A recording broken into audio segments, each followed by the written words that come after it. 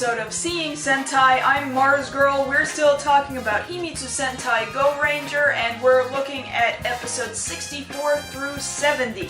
Only 2 weeks remain after this episode of Goranger. I'm really excited about it. Things are finally getting really intense. I can't wait to tell you guys about some of the things that have happened in the last 7 episodes. For starters, let's go ahead and talk about just the names of the monsters that appeared in the last 7 episodes. The leading monsters were Clock Mask, Fallen Leaves Mask, Windmill Mask, Can Opener Mask, Injection Mask, Pineapple Mask, and Tire Mask. You might remember that Daita had been replaced by yet another fat guy by the name of Daigoro for a few episodes, and in this stretch we finally reached the end of Daigoro's run and we saw the return of Daita. So Daigoro was only around up until Can Opener Mask, in which Daigoro was finally kind of being portrayed like he was kind of a decent enough dude.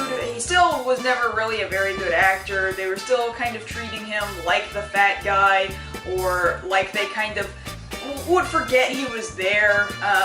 Nobody ever actually forgot he was there, but it never felt like he injected himself into conversation very much. And when he did, it was kind of always blown right on past. He never truly felt like a member of the team, and that was really sad, and it kind of made him unlikable for that reason. So, I was kind of okay to see him go, but the way they sent him off was kind of sad, both in that, 1, he dies, so that's, legitimately sad, and 2, I feel like they got over it, really fast. So in this episode with Can Opener Mask, right, he's actually protecting a base just fine, and they're like, hey man, you keep on protecting this base, you're doing a good job, and he's like, thanks, he's doing great, and he's really kind of bonded with Taro, the little brother of Agent 007, and so he's doing a good job until Can Opener Mask and the Black Cross Army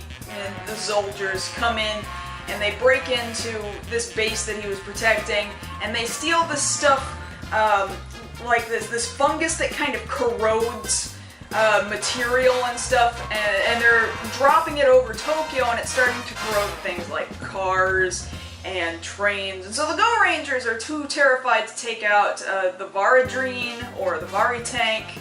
They're too scared to drive their Goranger machines, their motorcycles. And so they're kind of sitting there, stuck there, not able to help anybody. Taro comes along and gives Daigoro some rice balls that his sister made for him, alright, eat this and you're gonna get good and strong. And he's like, thanks kid. And the kid runs off, and he gets hit by a car whose brakes went out because, this corrosion had happened to the car, so they couldn't stop. And thus, it makes Daigoro all pissed and stuff, and he's like, alright, I'm gonna go out there to the Black Cross Army, and I'm gonna fight them all by myself, and in doing so, he gets himself stabbed in the gut. And he's lying there dying, and it is kind of sad. Actually, this is the first time you'll ever see a member of a Sentai in suit but with their helmet off, and it's while he's lying here dying. It is kind of sad because he's telling Red, hey man, you go after the Black Cross Army for me. He hurt Taro, you better go and get him.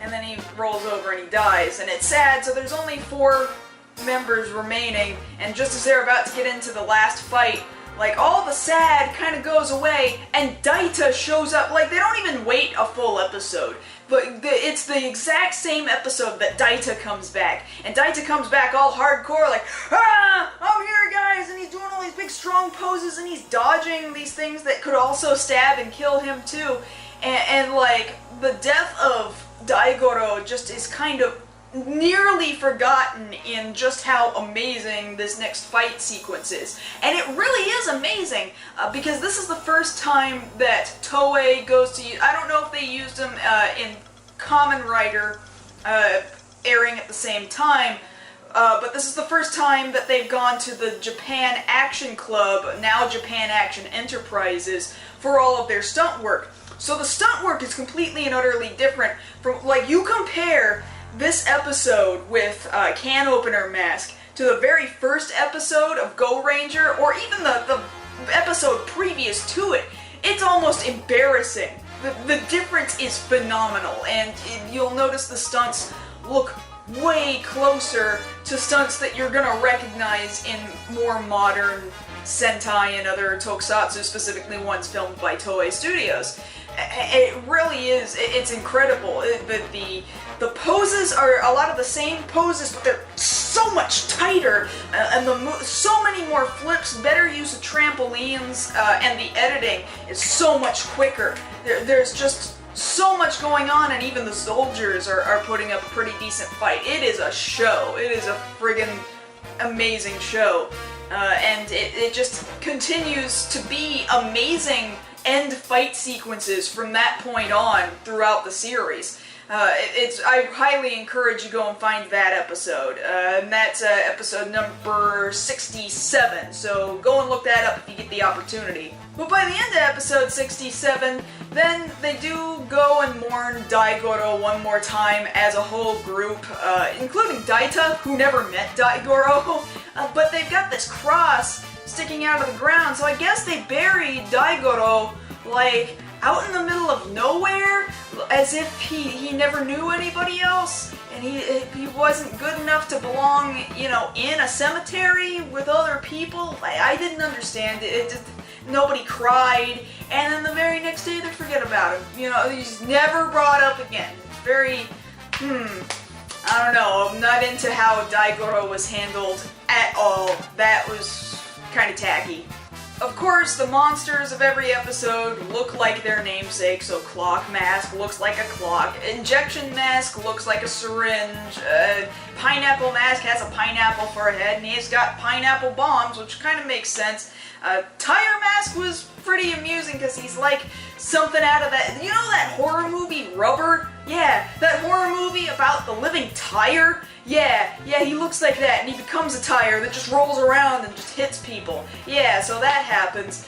There is one new vehicle, the Baron or excuse me, there is one new vehicle. The Varidrine now also carries this hot air balloon thing called the Varikikyun, and it can shoot this balloon out, and like it's a motorized kind of hot air balloon. So, like, you got these two flying vehicles next to each other, and it uses its own projectiles and claw-like contraptions coming out of the hot air balloon. And at one point, they're trying to save Kaijo, Red, Goranger, from being rocketed off into space, and so they're having to chase this rocket up into space, and the Varidrine can't catch it, so then they have to launch the Varikikyun out, and then the Varikikyun latches itself onto the rocket, and then everybody's gotta shoot themselves up with their birdie rockets up into the rocket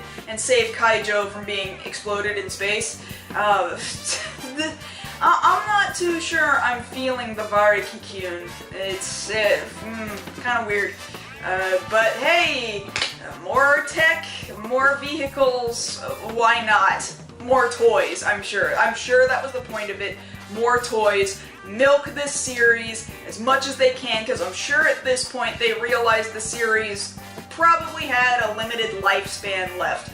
And now that's a total of another 14 more episodes after this. Otherwise, nothing too new or too incredibly spectacular worth mentioning throughout the last 7 episodes, but I'm getting really excited because it should start to get, you know, increasingly really crazy and like, what the hell, what is this, as it's starting to wind down to some of the final episodes. So I am anticipating good things out of approaching the end of the series. Again, we're in our last 2-week stretch of doing vlogs, specifically on Himitsu Sentai Goranger. I hope you guys will also stick with me as we move into the next Sentai series as well after this. So I've actually got to finish this vlog up and get to watching my next episode so that I can get another vlog to you and make it a little more timely than unfortunately this video has been, so I do apologize. I want to thank my Patreon contributors, as always, over at patreon.com/MarsGirl. You guys make this and many other pieces of my programming happen. And if you would like to get in the credits for this video, or if you have a request for a review that you would like for me to do for you, go ahead and check out patreon.com/MarsGirl, and I can help you get that set up. Also, follow me both on Twitter, @MarsGirl, and check out Tumblr, marsgirl.tumblr.com, where I am writing out every day an episode synopsis for the episode that I have just watched, and you can gauge my opinions on the things that have happened specifically in that episode in a slightly more detailed fashion. That's gonna be it for now, you guys, and I'll be seeing you next week.